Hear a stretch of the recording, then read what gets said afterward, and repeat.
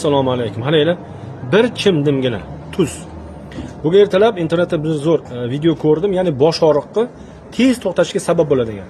Bir chimdim tuzni plitaga tashlaysiz, 5 soniya degan. Men 10 soniya ushladimda, keyin yarim piyola iliq suv ichib yubordim.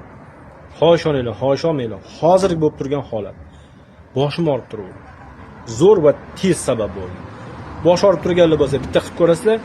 Bosh ko'p olib yuradiganlar bitta shu narsani qilib ko'rasizlar, lekin kommentariyada qani nima bo'ldi, ish berdi, ish bermadi, shuni aytinglar. Ko'p bosh og'rishi nimadan bo'ladi? O't tufayda, yo'g'on ichakda va jigarda muammosi borladi.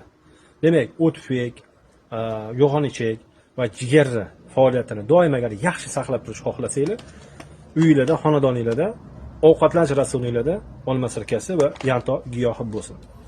Bu ma'lumotlarni sizlarga berar ekanman, sizlar darrov YouTube'ga o'tinglar yoki Google'ga kiringlar deb bilinglar. Ana olma sirkasining xususiyatlari, yantoqning xususiyatlari qanaqa?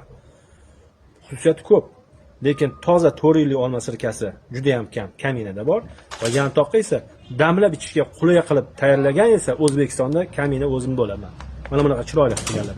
Salomat bo'ling.